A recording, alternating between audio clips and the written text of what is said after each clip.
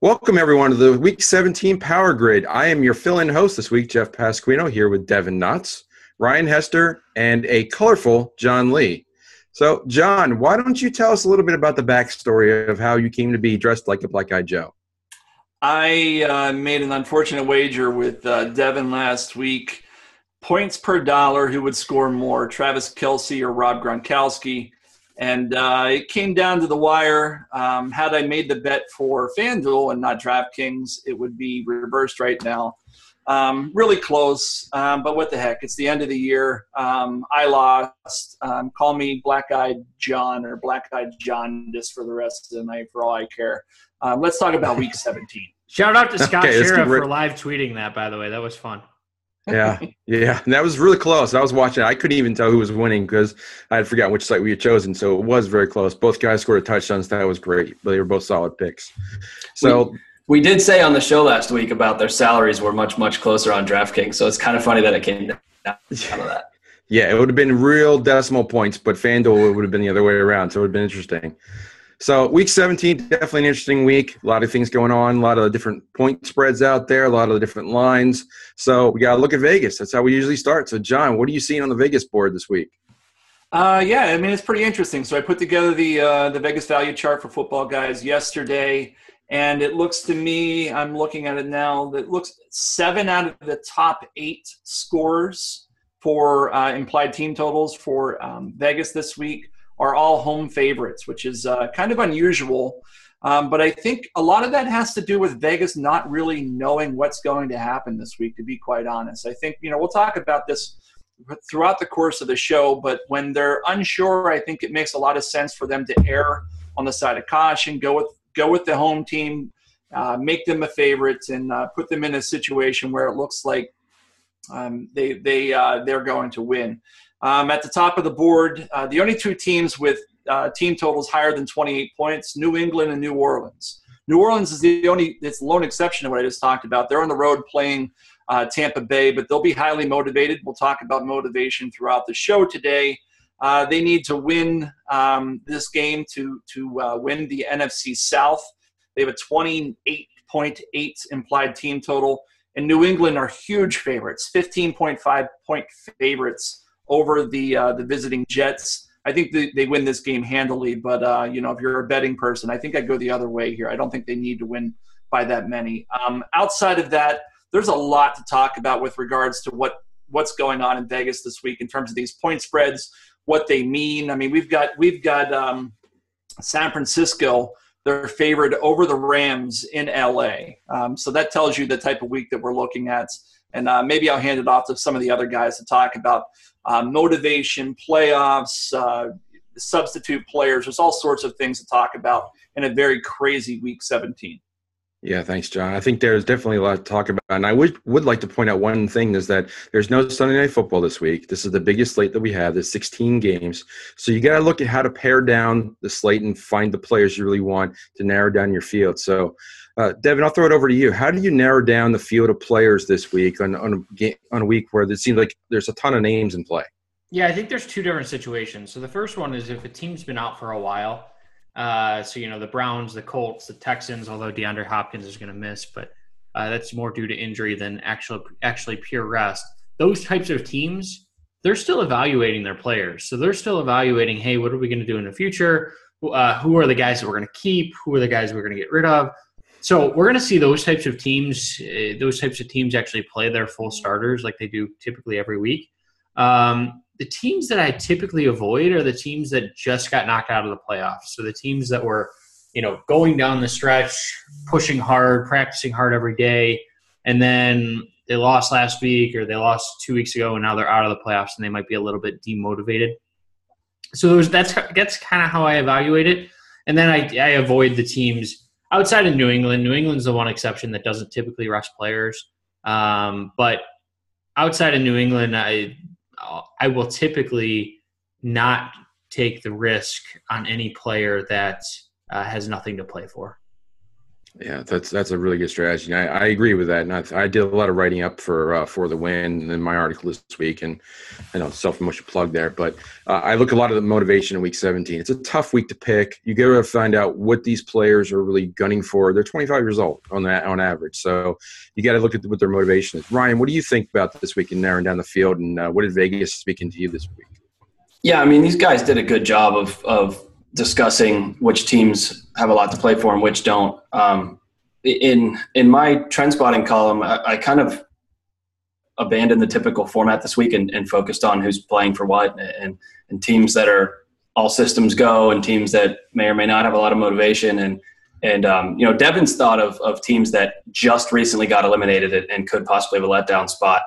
That really hit home. I mean, we see between week 4 and week 5, a team could have a letdown after a big emotional win, and then they go on the road in a division rival and they lose. So one spot in particular I'm looking at, and we'll get to it in terms of the specific players I like for it, but Cincinnati, Marvin Lewis is leaving. They just played their home finale. Maybe. Marvin Lewis is leaving. Potentially getting promoted to GM. Marvin Lewis probably won't be their coach anymore. They had their home finale last week. They showed up big time and eliminated Detroit from the playoffs in a game that nobody thought that they had a chance of winning after 2 weeks ago going to Minnesota and getting crushed. It just feels like a huge letdown spot for them. It feels like that was their Super Bowl, if you will, their big game. And Baltimore needs the game, needs it big time, and they're favored by 9.5. And I could see Baltimore just rolling through Cincinnati. So that's one particular spot I'm looking at. But you really, like, to your point, Jeff, you have to look at each individual game this week to really figure it out. Are the Browns going 0-16? Tell me no. I don't know about that. I kind of like some of the Browns. Is Landry Jones and – well, they nearly beat Pittsburgh in the same exact spot last year. In Pittsburgh, Steelers, none of their stars played. I mean, they almost won the game last year. So if you can get 11 still, which you probably can't because of the announcement today, it could be close, but they're still really bad, Devin. If it was 11, I'd go and run and take out a second mortgage and put it on the Browns. But it's for that last I'm seeing. Well, they took it off the board everywhere except for there you go. That's why. It's 7 now. The win has it at 7? Yeah. I'm flying to Vegas. The plane ticket is the rig. I get there and they take it off the board. Yeah, there have been some serious line movements this week. We saw, this is why you have to watch the news this week, because we're recording Thursday night. It was announced the Steelers are resting their starters. Le'Veon Bell and Big Ben are out. We had 2 lines that really moved a lot. We had the San Francisco Rams game. Originally, the Rams were favored, and then news came out that the Rams are probably going to rest players. They may be wanting to be in the 4th seed rather than the 3rd. Now they definitely are. So now the 49ers are favored. So you have to watch the Vegas move. It's the same sort of thing is happening with the Tennessee-Jacksonville game. There's word that the Jacksonville may be playing to knock out the Titans in a virtual playoff game, even though they could rest if they wanted to because they are playing next week. So lots of things going on. You got to follow the news, got to follow the injury reports. Got to be available Sunday morning for who's active and inactive. It all matters, offense and defense. So let's take a little turn now to the quarterbacks. So quarterbacks, that's going to be an interesting spot. We have a couple interesting names that are starting this week that have already been identified. Ryan, why don't you tell us about a couple quarterbacks that you like this week? Yeah, I'm not gonna mess around with these interesting names that have been identified as starters. I just don't think you have to. Let's go through them real quick. Let's talk about who they are. Sure. Yeah. Absolutely. We'll do the news. I mean, Mahomes being one of them, correct? Or Jeff, go right ahead and reel those off. Yeah, I was going to let you throw it, but that's fine. So we got Pat Mahomes starting for Kansas City in place of Alex Smith, who's resting. Landry Jones has been announced as a starter for Pittsburgh. He's starting for Ben Roethlisberger against Cleveland. We just talked about that game.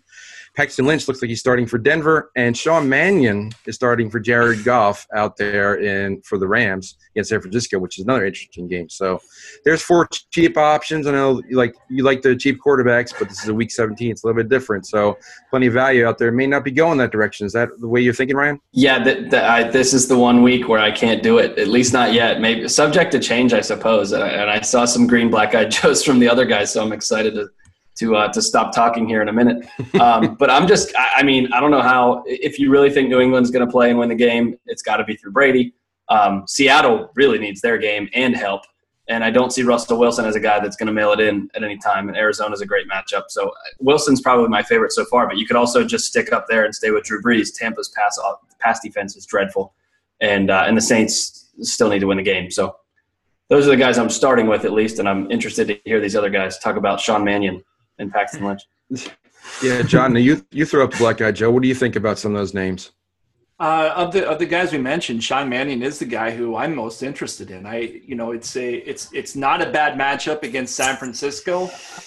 They've not been good against the pass all season, and I'm putting a lot of eggs into Sean McVay's basket. This guy, he's an offensive genius. He turned around Kirk Cousins, and look what he's done with Jared Goff. Mannion's a big quarterback, 6'6". Back when I used to play college DFS, he was a guy that you could count on there at Oregon State, I think. Is that right, Devin? Yes. And the backup wide receivers are going to play there. I mean, Josh Reynolds showed a little bit this season. Lance Dunbar is a guy with the Cowboys, catch some passes out of the backfield. I think they could do worse, and he's 4,500.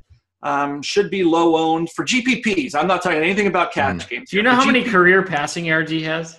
Oh, but he's never been 66. Asked to play. He's never been asked to play. He's been, I think, 3 years in the league, right? Is that right? Yeah. 3 years in the league, and he played on Jeff Fisher's offense. So I mean, that you get that. How many times? If he threw 66 times in 3 years with Jeff Fisher, he probably threw about 72 yards. Yeah. This is a situation I want to see what the guy has, and I kind of like if we're talking about unknowns, I get a little excited about a guy in this offense, seeing what we've seen where they've gone from almost the worst offense in the league to one of the top 3 offenses in the league in just a year's time. Hey, John, you know how else you could see what he has is just watching the game and not playing him in DFS. Well, you could do that. Week 17, I'm just kidding. One of the things we're talking about here is Week 17. A lot of different things can happen. Look, it can get crazy. It can get crazy. I want to go with Sean Mannion. Of the people we're talking about, there's no way I'm going with a guy like Paxton Lynch. Why? Seriously? Yes. Not a chance. Why? Not a chance. The devil you know versus the devil you don't? I'm not even going to grace that with a response. I'm the guy wearing the yellow face paint. I'm not going to grace why I'm not. Do we need another bet? You want me to dress up like one of these guys next week? Yeah. I'm not going to do it. Of the guys we talked about, Sean Mannion is the guy. Paxton Lynch, what they're going to do is just hand the ball off to C.J. Anderson like 25 times the way Disagree. They've been the last few weeks. They need to evaluate to see what they have with Paxton. Well, I'll let you talk here in a second. We'll be talking I'll give you your time here, Taylor. The quarterback I do like this week, Matthew Stafford. Can we agree on that? No, we're not going to agree on that either. No, I mean in cash, it's Newton, Brady, or Wilson, right? I think Newton is risky this week for all the reasons that Jeff Hazley, fellow football guy, posted in Basecamp earlier today. I think that they've got some issues if they don't if given their situation, their playoff situation, there's a very specific chance that they may not be motivated. And this goes back to what we were talking about. And Hazley's the resident Panthers fan, right? Maybe we can expand on this here in a second because I can't recall it off the top of my head. One of you guys can maybe check on that. Yes. To me, I think it's, Russell Wilson's got all the motivation in the world this week against Arizona. They win, they're in. He's a little more expensive. I think you could feasibly think about Drew Brees, but I'm a little scared about him with the hamstring issue that Michael Thomas has. And, the one guy I do like is Stafford. He's 6,300. And they're going up against a Green Bay defense that's very, very beatable. And they've got a lot of questions in their backfield. They're just kind of distributing it equally. Not very exciting there. They've got Kenny Galladay playing 100% of the snaps now. Marvin Jones is in a great situation. Golden Tate. I think he's the guy that I'll have in cash games this week, assuming I play cash games, which we can talk about as the show goes on. I'm not sure I'm playing a lot of cash. So a couple things before I throw it to Devin there. I think that you did say that if Seattle wins, they're in. They do need a little bit of help. Atlanta has to lose first. So, okay. But there's definitely the motivation is definitely sound there. I think you're solid there. I would be scared about Detroit. Now, I'm not using him in cash just because for what Devin mentioned earlier about Detroit just newly eliminated. And Detroit put up a huge stinker last week and blew the game against Cincinnati and knocked themselves out. I wouldn't be surprised if Green Bay actually beats them this week, and I think that they could hand the ball to Tion Green and he could be the production. I think there's a couple other names. I'll let Devin go, but I think there's a couple other names I'd even consider in cash that I would bring up. But I'll let Devin go and see what he has to say. Yeah, just real quick about Paxton Lynch. So the Broncos really need to make a decision on what their future is. They have a potential top 5 pick. If one of those quarterbacks falls to them, or there's a Baker Mayfield out there that they really like, they need to determine what they have with Lynch, who's been often injured. In his first game before he was injured, he had 63% completions. Kansas City might be sitting Marcus Peters, which could be a huge deal because they have no one else in their secondary. So those are the types of reasons I like Lynch. And he's mobile, which Mannion isn't. Regarding quarterbacks, I said it earlier. It's really in cash. I get the Cam Newton issues that he's had, but it's Newton, Brady, or Wilson. For me, they're 3 teams. Maybe not Brady, but he has a history of Week 17. He has a history of Week 17 playing the whole game and performing well. That's the only reason I like him and going up against the Jets. The other guy I really like, more of a GPP play because the motivation thing, but it's Kirk Cousins. So this Giants team is basically imploding, especially in the secondary. Landon Collins is placed on IR. Dominique Rodgers-Cromartie's play has been horrible the last few weeks. It's really not a great situation. So there's infighting amongst the team. So with Eli Apple being unwilling to play on the scout team, so this is a team that Cousins kind of playing for a contract a little bit. I don't know how much Week 17 matters. He's going to get paid as much money as he really wants because people are so desperate for quarterbacks. But there is the motivation of Cousins is playing for a deal.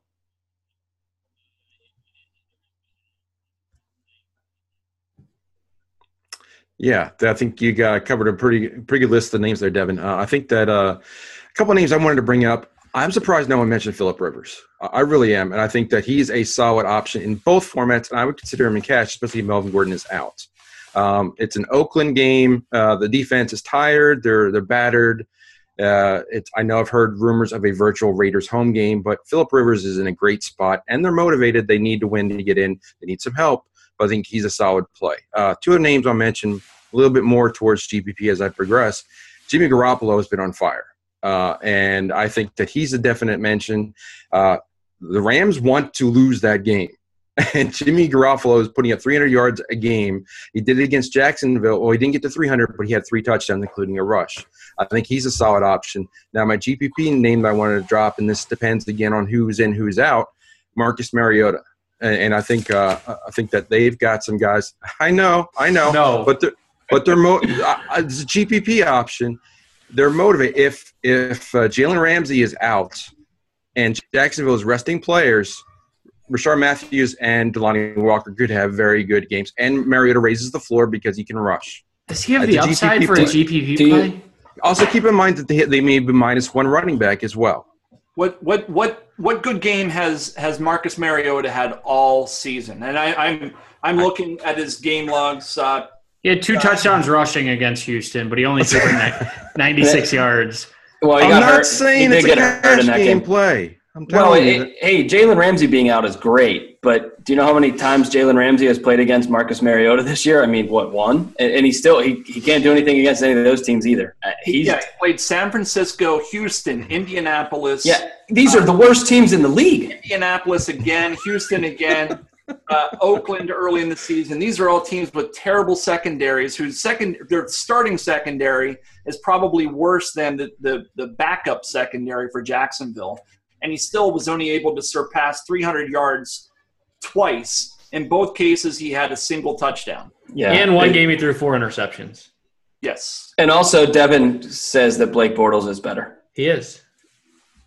Well, I could take the heat. I've taken it all season long. I still think he's a solid GPP play in the right environment. And if Ramsey's out, I think he's in play as a dart throw in a large GPP. I'd rather play one or two of his pass catchers at their prices than him. But I see where you're going, Jeff. Okay. Or just Derrick Henry's going to get 30 touches, but that too. Speaking of Derrick Henry, it's time to move on to running back. So let's talk a little bit about some of the injuries, which looks like a mash unit, and we've got some guys resting too. First, some guys that are resting. Todd Gurley's resting. We mentioned Le'Veon Bell is resting. Joe Mixon is questionable. It could be all the Geo that they can handle again this week. DeMarco Murray has an MCL issue, so it could be looking at Henry at the backfield there. Aaron Jones he's probably out with a knee, so you look at Jamal Williams against Detroit. Melvin Gordon is questionable. That's a big deal out there. Eckler, I heard, was practicing some, but he may give it a go. We'll have to see if Gordon is out, who would go in. Mike Gillislee is probably going to be out. We have some light practice for James White. There may be a very limited backfield in New England. And on the Rams, we've got lots of injuries on the defense, so that may be some upside for Carlos Hyde. So Eckler has a broken – Eckler is wearing a cast, so he'll be limited to special teams only if he plays. Yep. Gotcha. Okay. I knew you got some practice and I didn't know the term, so thank you for that. So, Devin, lots to consider at running back. What do you got there? Yeah, this week's going to be won and lost at the running back position. So at the top, I think my favorite guy going back to last week is Dion Lewis. So it's hard not to like Dion Lewis this week with Burkhead potentially being out and James White being injured as well, going up against this Jets team that is not a great rush defense. The one guy that I'm really, and I'll save some of the other guys. The one guy that I'm really liking, especially in DraftKings at 3,900, is Malcolm Brown.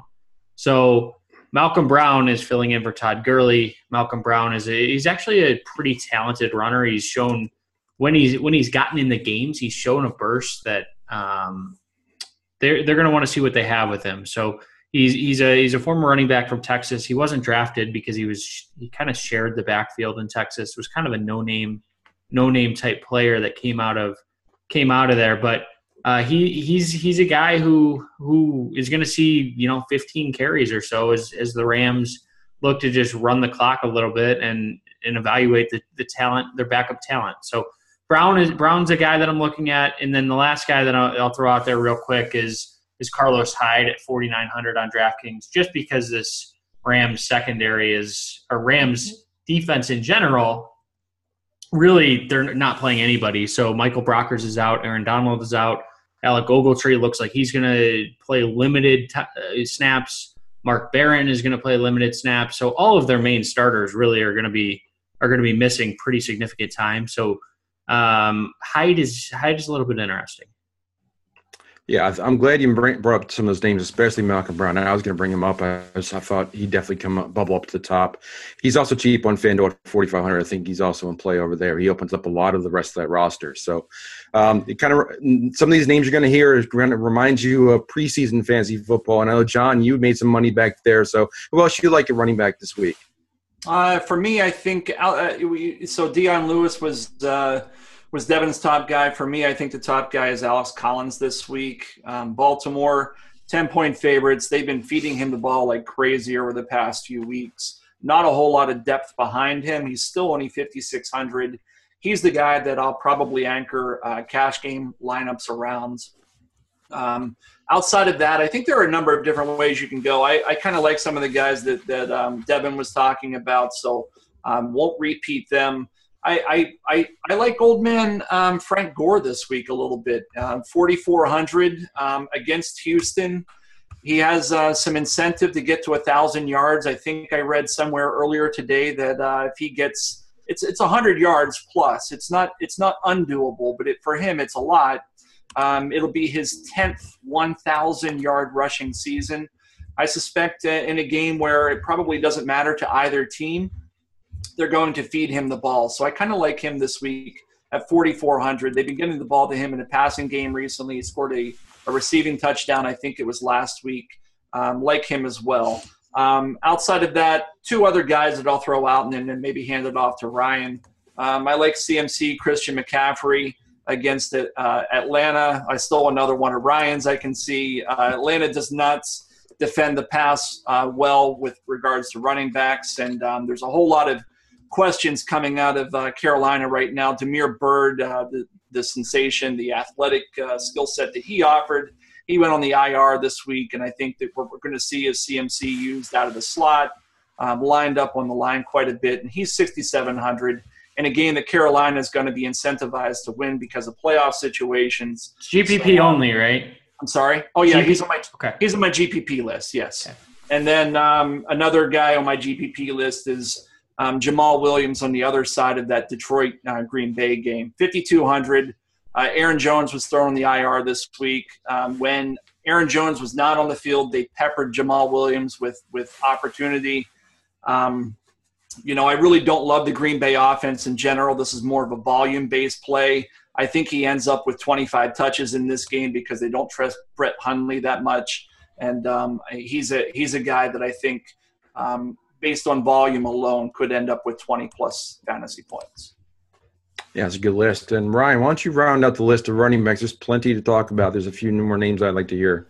Yeah, John needs to read the show notes, though, because every week I'm supposed to mention Tyreek Hill in a GPP, and last week he did that. And every week I'm supposed to mention Atlanta versus pass-catching running backs. John just did that. So, John, you've taken like all my material the last 2 weeks. I also I love Collins this week. I mean, he's a home favorite, double digits almost. I think Cincy's just not going to play, and he's played no fewer than 41% of snaps, and that mark. And Burfict is out again, and that 41% was in a game where they blew out Cleveland and won pretty easily. So he's playing a lot of snaps, and I think he's going to play a lot this week too. Okay, so what about LaShawn McCoy in a game that Buffalo needs to win, and they're playing for their playoff lives as well? Miami.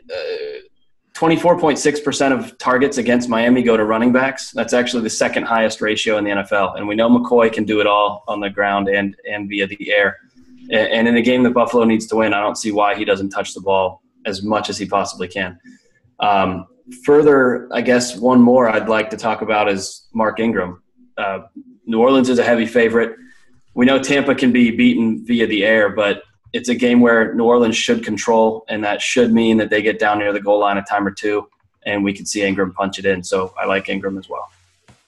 Yeah, I'm actually liking both backs in that game. I think Alvin Kamara is very much in play. The problem with Ingram is he's not touching the ball nearly as much as what he was early on in the season. I think he's a GPP shot, and you're hoping for a couple touchdowns. Fine. Yeah, if they get down the goal line, he's probably going to be the between the tackles back. Kamara is definitely seeing a lot of receiving, and again, Tampa Bay's not good against pass catchers. And we did mention pretty much everybody on my list. The one name that I didn't mention is the other side of that Buffalo game. I love LaShawn McCoy, but I think Drake has to be mentioned. I think he's definitely in play. The Bills are not a good run defense, and last time they played, he had a touchdown and almost 5 yards carry. So I think he's definitely in play. One more guy real quick. So Marshawn Lynch. If Denzel Perryman is out, which he's questionable at the moment, the linebacker, this is a team that is allowing a league worst 120 yards per game when Perryman is out. They're significantly better. They're only allowing 93 yards per game when Perryman is in. So Marshawn Lynch has shown a little bit of a late season emergence, and he's relatively inexpensive. So I don't know if this is his last game. I don't know if he's going to come back next year, but he's a guy who could potentially, his price is relatively cheap, and he had 25 carries last week. So you could do worse at 4,400 on DraftKings. I'd agree with that. Now, John is doing his best impression of a traffic signal with the red, yellow, and green going all over the place here. So I got to give him the stage a little bit. What do you want to say, John? I actually just want to kind of pose a question to Devin, the resident Cleveland Browns guy. The one guy that's kind of on my list, I've got highlighted, I didn't mention earlier. I was hoping one of you guys would bring him up. But because we're about to transition to wide receivers, I want to know what Devin thinks and perhaps what you guys think if you have a strong opinion either way. Over the past, let's call it 5 weeks, Isaiah Crowell in a situation where I think he's up for a new contract this year, or he's a free agent this year. Am I not mistaken in that? I believe so. He against Cincinnati, 16 for 95. Against the Chargers, 10 for 41. Against Green Bay, 19 for 121.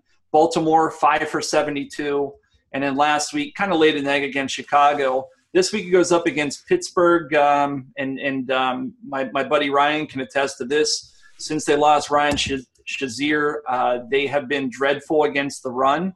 If we're thinking that the Browns could actually win this game and the game script sets up in such a way that Crowell could see the ball 20 times, is he a guy we should be looking at 3,900? At 3,900, fine. The problem is he has 2 touchdowns all year. And, yeah, the yardage numbers have been good. But 10, 19, 5, and 12 for carries. They lost every one of those games. That's what I'm saying. Yeah. I think they're going to win. Is this a situation where you want to target them? I think in GPPs he's fine. I like some of the other guys, like Malcolm Brown at 3,900 better. I think as a GPP, Crowell relies on bursting a long run.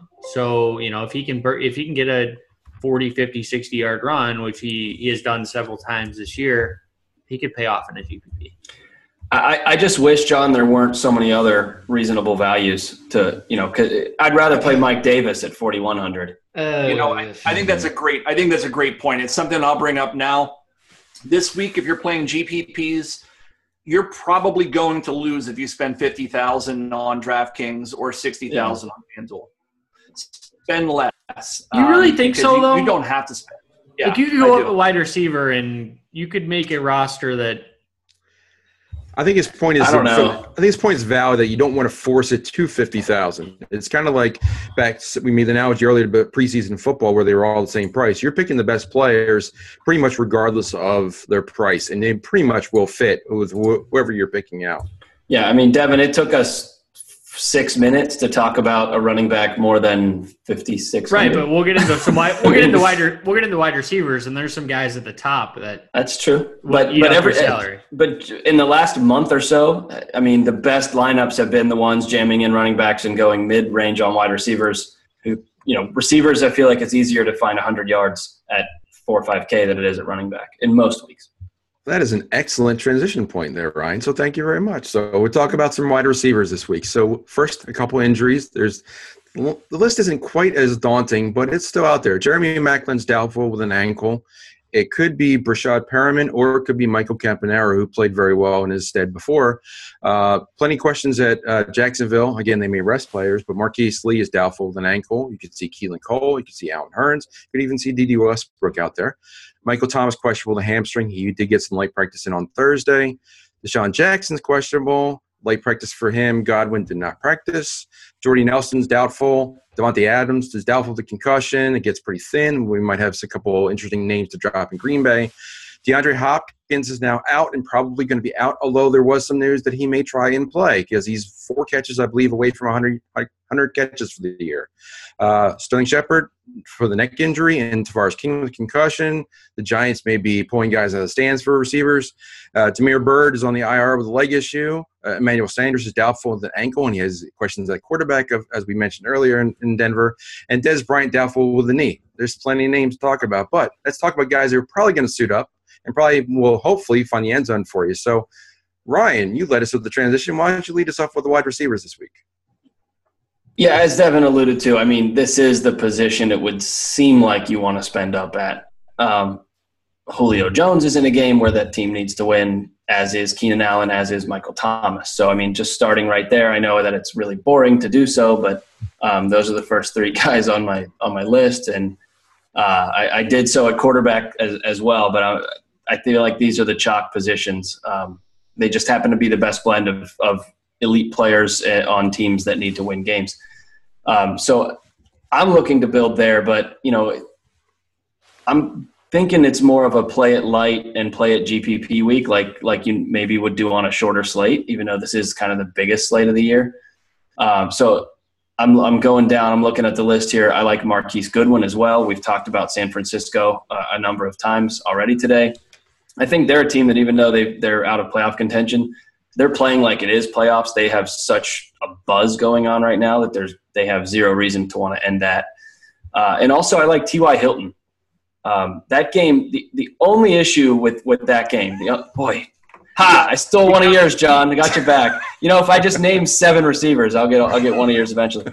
But the only word of caution with Hilton there is that can TJ Yates in a Hopkins-less Texas team score enough to not have Indy give the ball to Frank Gore 30 times, like John said might happen.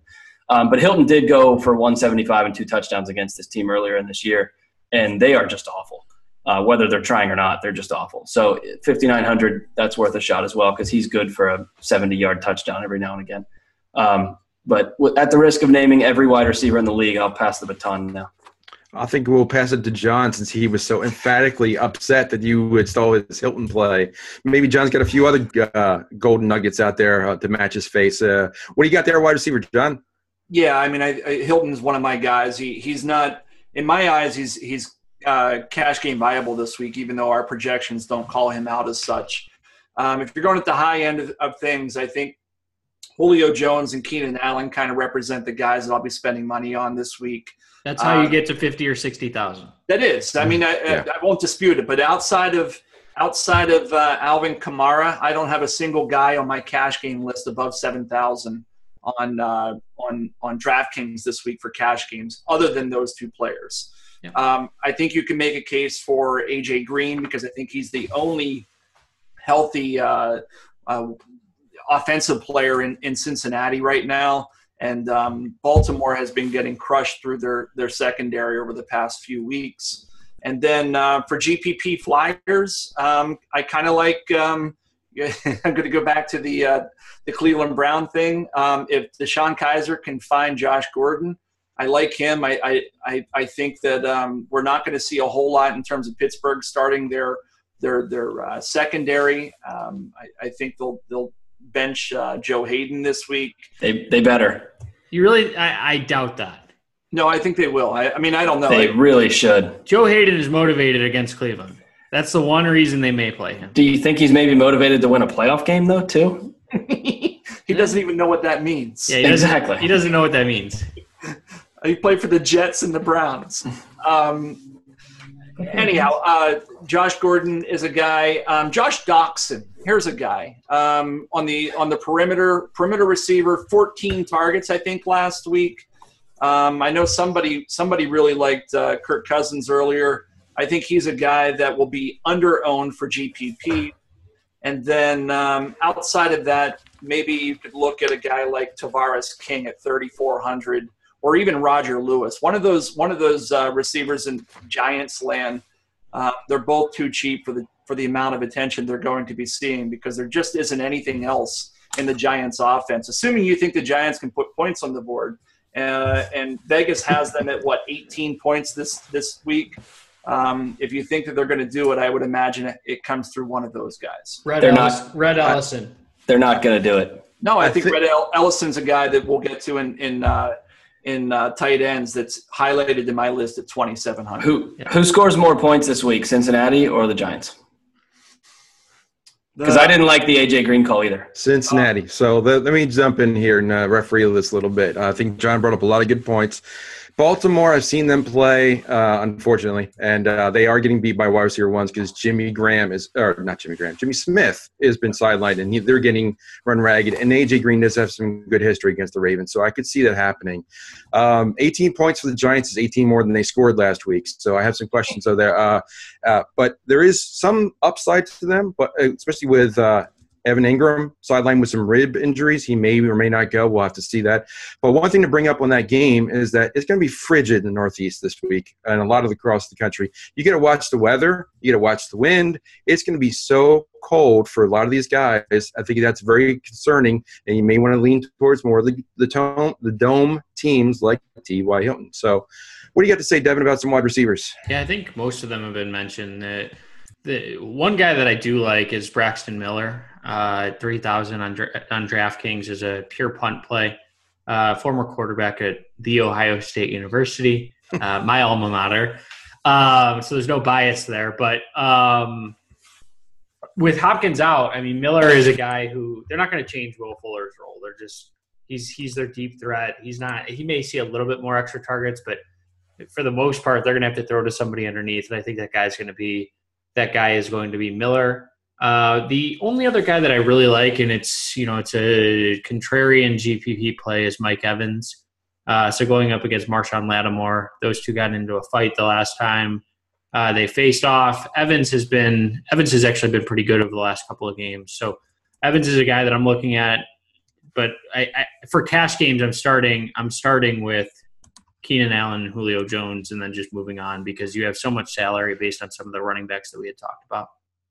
Yeah, I think Braxton Miller is a solid call. I think he was used in the red zone some last week towards the end. If anyone ever stuck around towards the end of that game, he was definitely involved. I think that this is an interesting roster construction, if I could just talk about that for a moment.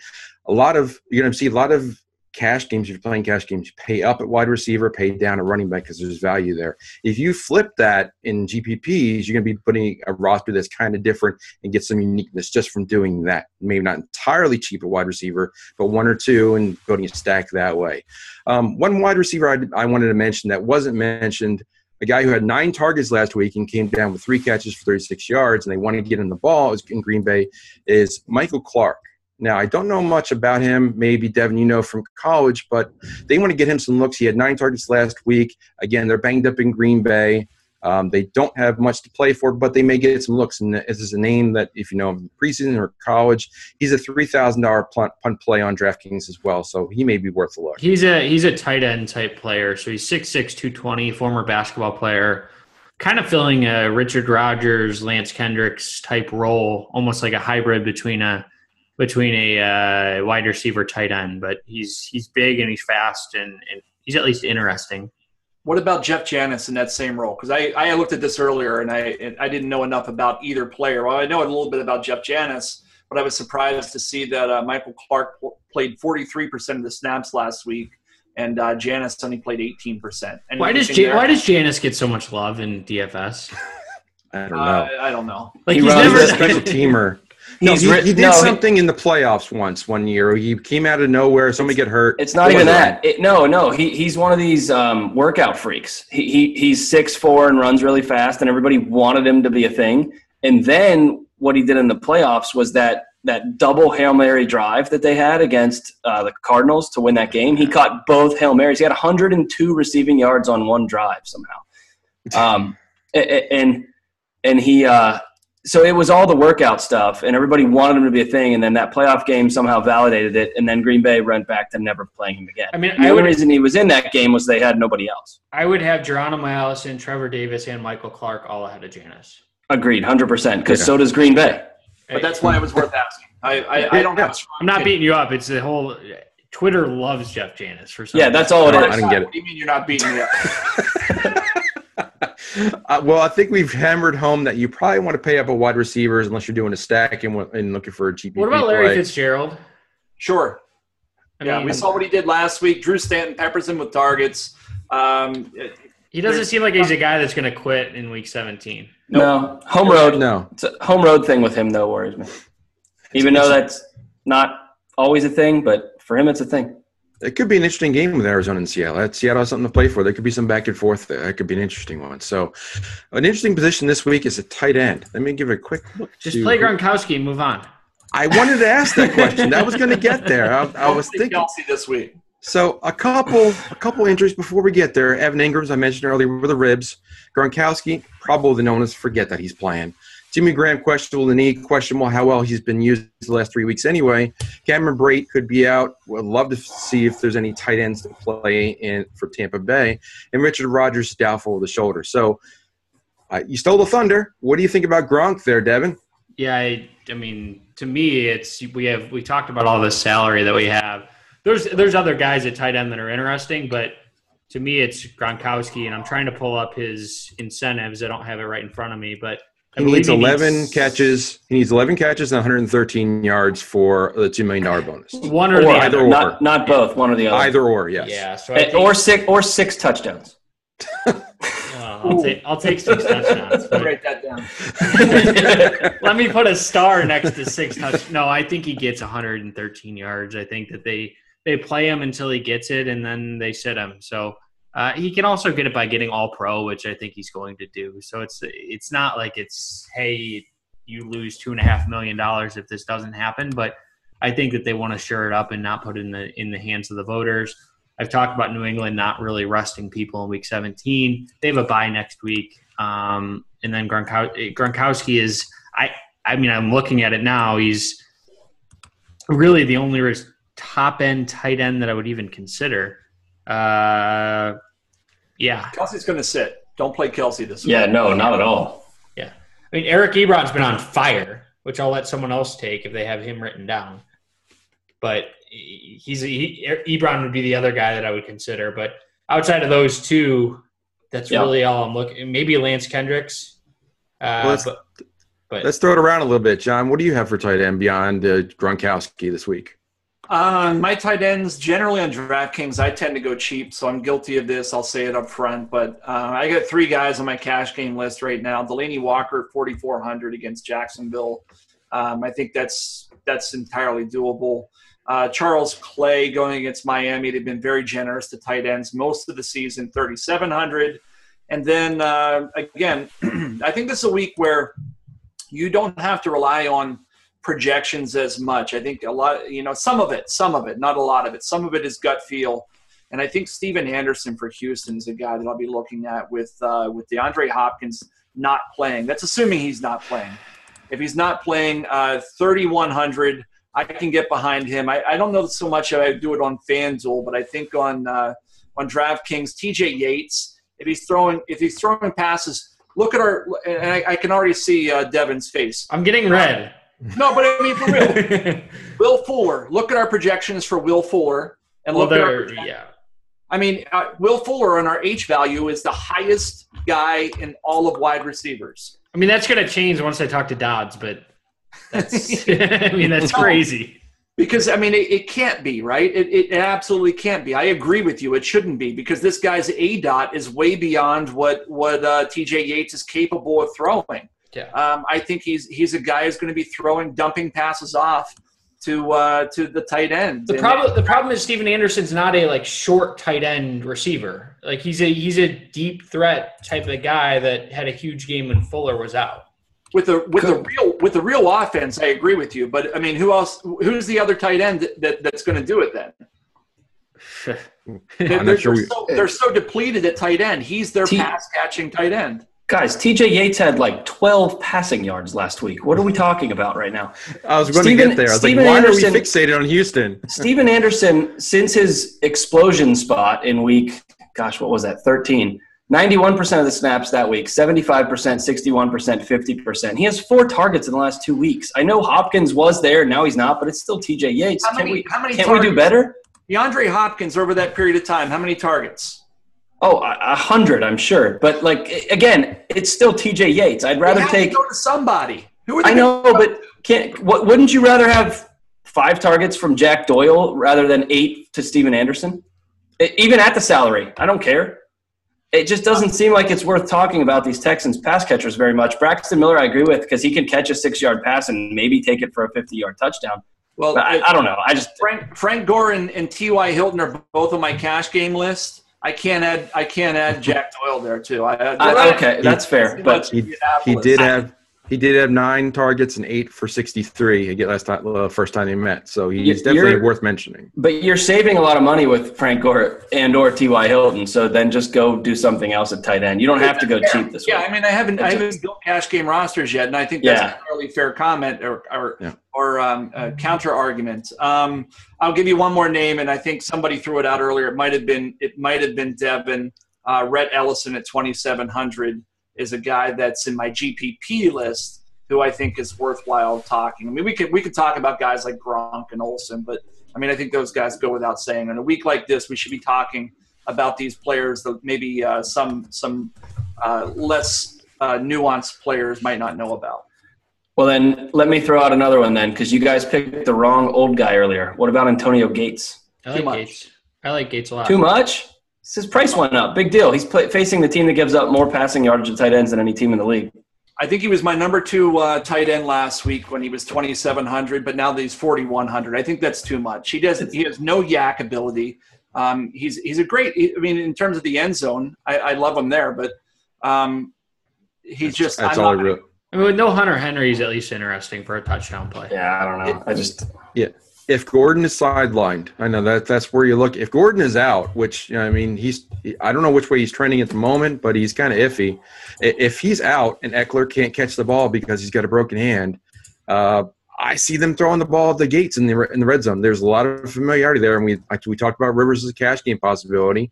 I think that Gates is viable. Ryan, did you have any other names before I throw a couple out? I did not. They were all covered. Okay, so one or two I wanted to throw out. We mentioned Doyle. I think that if the Eagles rest players, Trey Burton is a viable option at a relatively low price. I think he's $4,800 on FanDuel. He's like $3,000 on DraftKings. But again, I don't think you necessarily need to go down that far because there's going to be enough value that you could just take Gronk and just move on. I think that he's incentivized. Especially in cash games. Yeah, in cash games for sure. GPPs, I think there's one other name. I almost missed it. What do you guys think of Demetrius Harris for Kansas City? I mean, Orson Charles is also there who's, I don't know. I'm just saying that he's a drop-in for Kelsey. He's seen some targets, seen some action, and he's going against that Denver team who's not good against tight ends. So I think that's a possibility. But again, I like Gronk. So let's move on to one of my favorite sections, which is kickers and defenses. John, no, I'm not going to do you. Devin, you got anything to throw out there for kickers and defenses? Cleveland Browns. Yeah, tell me why. Because the Steelers are basically benching everyone. So the Browns are at 3,000 on FanDuel, which is the lowest I think maybe ever. And they were priced there because of Roethlisberger and the Steelers offense. So with the Steelers no longer playing those players, Landry Jones, we've seen him throw 3, 4, 5 interceptions in a game. He's not a great quarterback. So I think this is an interesting spot for 3,000 on FanDuel. I think they're 2,000 on DraftKings. Pretty good spot for them to be in. The other team that I like is New England. Bryce Petty's going to start for the Jets, but there's talk that Christian Hackenberg will play for the Jets. I think I mentioned it in preseason. I think I got really red in the face, but Christian Hackenberg has no business being in the NFL.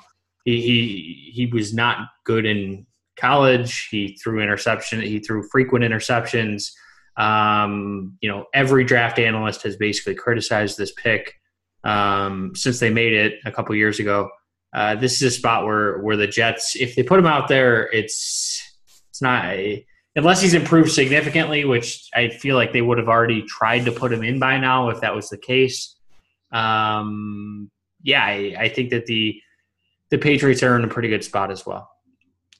Yeah, the one thing about defenses this week is they tend to cost a little bit, but they're probably worth paying if you pick the right ones. I think Minnesota's in play against the Bears. I think the Ravens are very much in play against Cincinnati.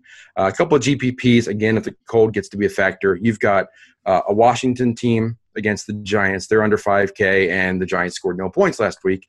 And Denver is facing a rookie quarterback in Denver. They're also under 5K. So those are reasonable GPP options. Kicker, you've got 6 or 7 guys that are in the right spots, 24 points or more, home favorites. A couple guys that I like. Nick Rose is probably my top cash guy. He got signed by the Chargers.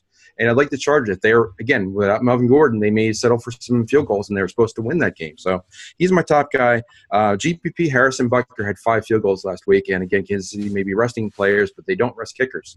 And Gronkowski is always in play. A great way to get a piece of New England, as is Will Fuller. And probably my second option towards the top after Rose is Matt Bryant. Again, in a dome, he still kicks from long distance. High-scoring game. Atlanta needs to win.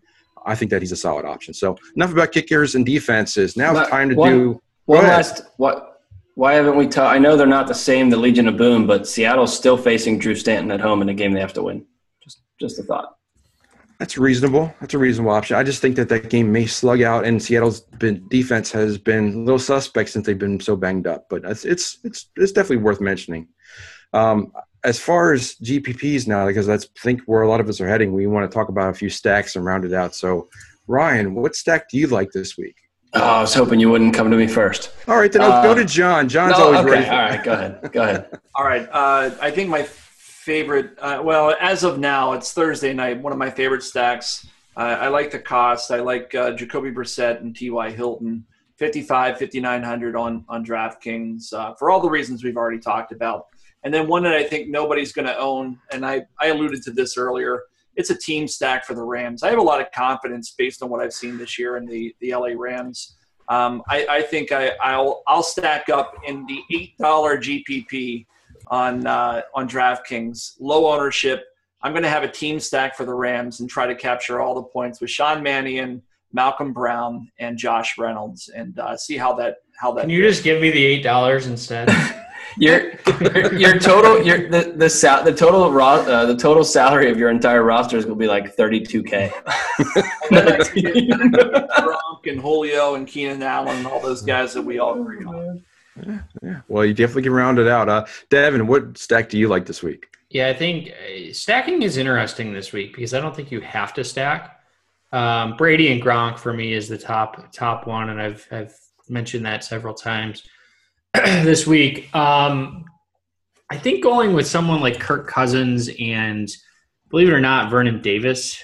So Vernon Davis has been he hasn't been good recently. But the Giants have been the worst team against the tight end this year. So I think Davis gets back to his earlier season form a little bit, and he's going to be completely under the radar because he only has 8 catches over his last 5 games. Interesting pick. I like that. Ryan, now you've had some time to think about it. What is your stack for this week? I have. I'm going to put a lineup in with Jimmy Garoppolo, Marquise Goodwin, whichever one of John's favorite backup Rams receivers is, Alex Collins, and the Baltimore D.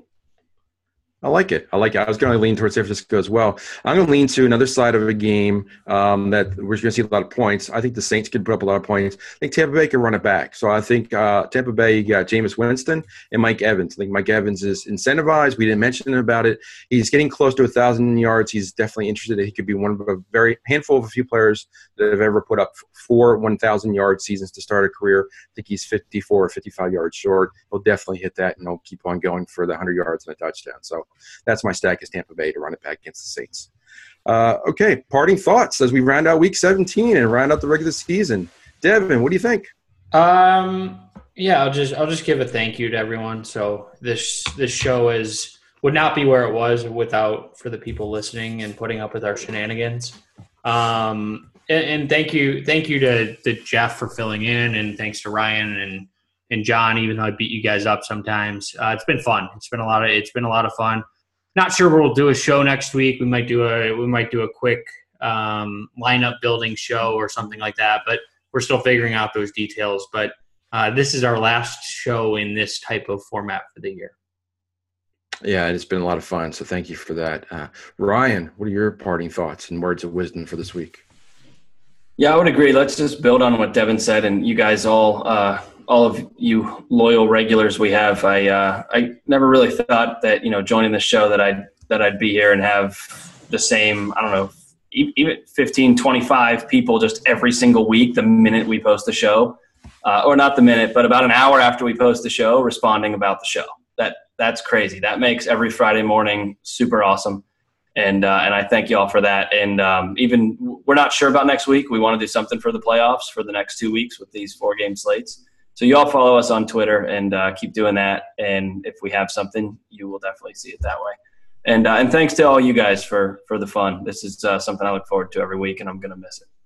I agree with that. Now, John, I know you've been a big part of the fun. I've been a good sport all season, especially this hour with the face paint. What is your words of wisdom for the week? Yeah, I mean, I'll echo what the guys said. It is great to have the support, especially with this show. I can say I'm on multiple shows throughout the week, and I can tell you this particular show, the viewership has been sustained or has risen throughout the year, unlike a couple of the other shows I'm on. And I think that that number one makes me feel okay, because at least that means I'm not the reason that those shows aren't doing well. And then, the other part means that we have a really good audience here. I think, kind of grassroots audience that we've generated here. And I'm really, really proud of that. In terms of parting thoughts, be really cognizant of the weather on Sunday morning.